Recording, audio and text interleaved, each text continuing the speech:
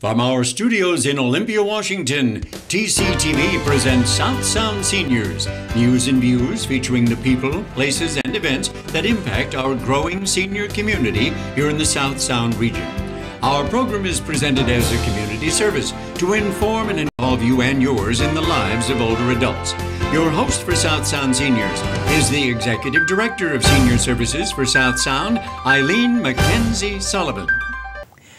Welcome to South Sound Seniors, a program for and about older adults in our community. And we have a wonderful partnership with the Senior Action Network, and tonight is going to be one of our Senior Action Network shows. But before we get further into that, I want to say a huge thank you to all of the staff and the volunteers here at TCTV, because without them, we wouldn't be coming into your room right now. So we really thank them. And speaking of in-home and coming into homes, that's what our Senior Action Network show is going to be about. We are going to be talking about in-home care. And I am very pleased, very far on the other side, the lovely blonde woman, Julie Ferguson, is the Administrator for Advanced Health Care. Welcome, Julie. Thank you, Eileen. And next to Julie, we have Kelly Smith, and she is the owner of Visiting Angels. Welcome, Kelly. Thank you. Thanks for having us. So let's start kind of at the beginning. How would a family really know, or even an individual know, it's maybe some time to get in-home care? There are so many reasons to get in-home care, and I know Kelly and I run into that all the time. It could be just somebody who's lonely, that needs companionship. Getting out is becoming more difficult. Fixing meals, like we were just talking about, becomes more difficult. Or it could be somebody that's post-operative, they're recovering. They could have dementia or some other progressive disease that they're not safe. Or they could be looking at end of life and issues like that. So really so many different reasons. It's a real gamut, a whole... Absolutely. Yeah. Okay. People usually have some sort of hot button, a reason that they're searching for more help. It could be a hospitalization, a hospice diagnosis, a weight issue, somebody's not getting the nutrition that they need. They could have had an accident and need a little more help to stay in their home. Yeah. Okay, so say somebody's finally decided it's time, or their family has helped them make that decision. Where do they start? Where would you start? The senior should start by having a conversation with their family. Get everybody on the same page.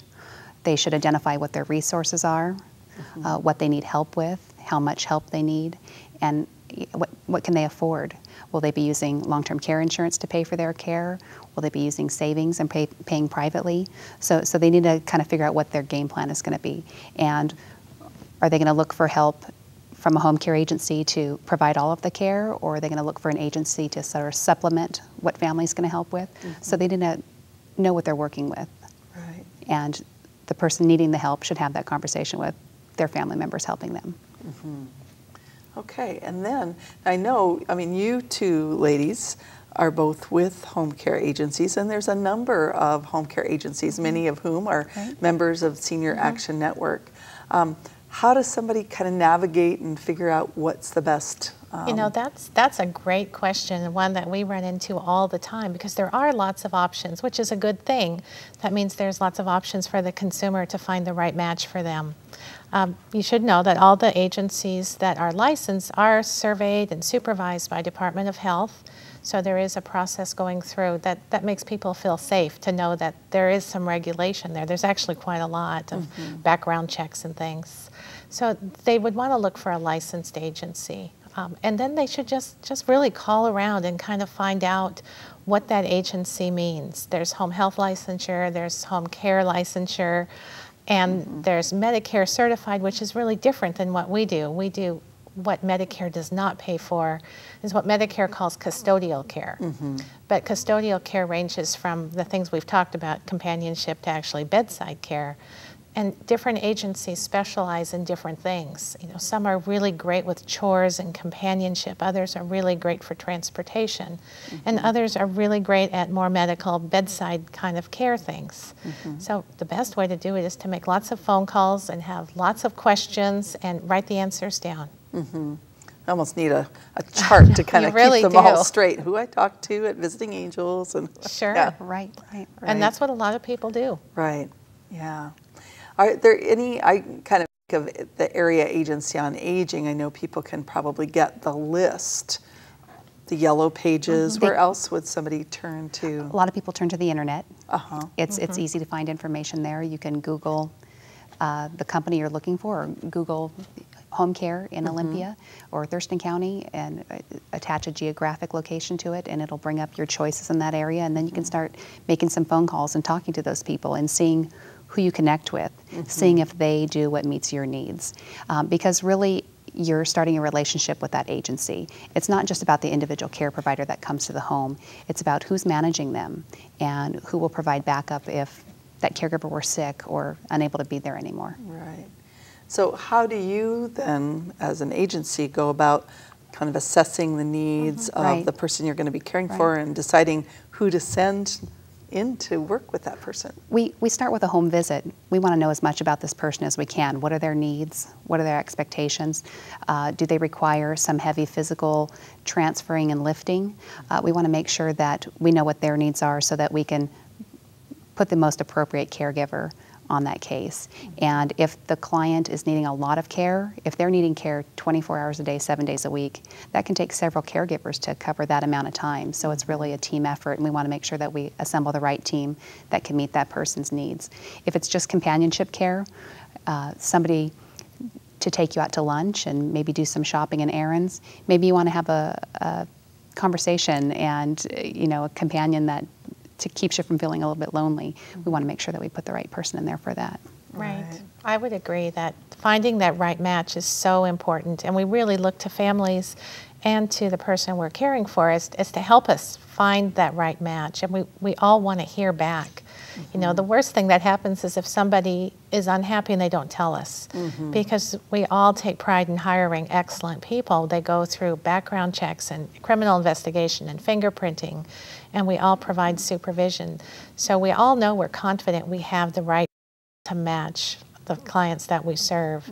So the communication between the family and the senior or the person we're caring for and the agency is really crucial. It feels like a matchmaking service sometimes. It does. It really is important. I know that for the senior, having a stranger come into the home can be kind of scary. And so they're a little apprehensive about that at first. And so it is important for it to be a good match. And sometimes it's not. Sometimes you find that it's not the right personality fit.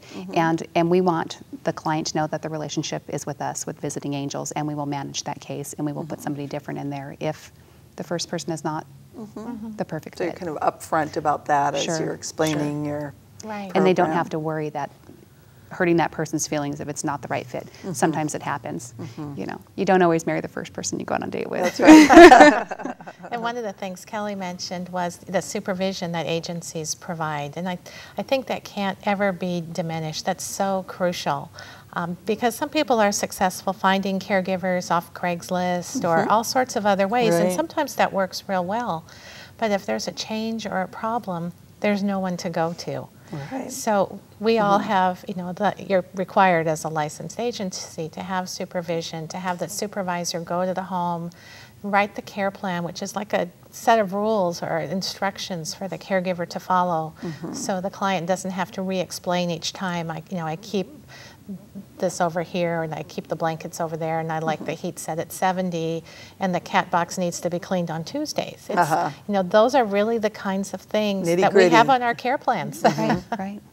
Yeah. So what is it going to cost an individual? This is really private pay, so anybody that's very low income, they may qualify for some state providers, and that's a different program really altogether. But so for private pay caregiving, I'm sure there's probably a range. There's a range, and actually the average in 2009 for home care in Western Washington was $22 an hour. So you'll find most of us are $20, $25 an hour for care. And sometimes that depends on the amount of care you get. Other agencies may charge on the level of skill required to do the job. Right.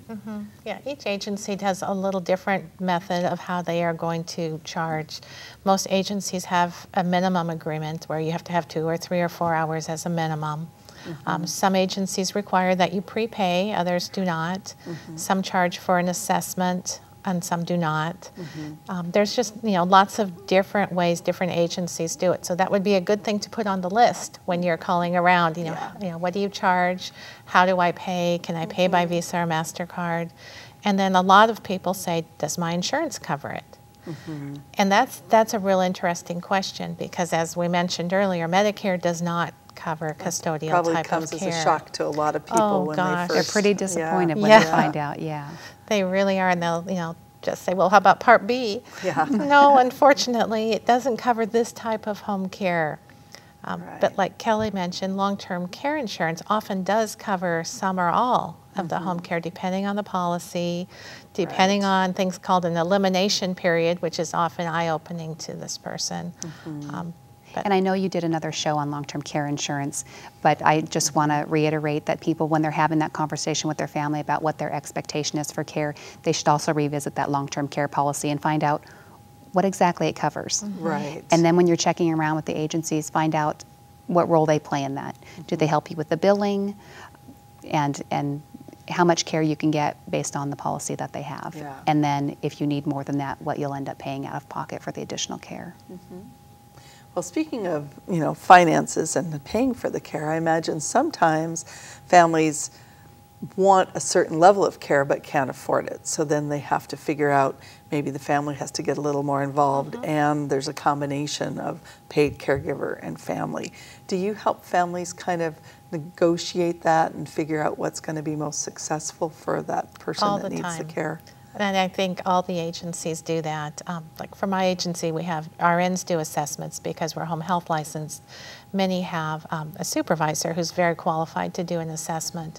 But that's part of their job, is identifying what the needs are, what's safe, and helping the family stay, as most fiscally conservative as they can, because we all know that there's an end to the money. And we want to help them stay home as long as they can, and to be conservative financially is always in the client's best interest.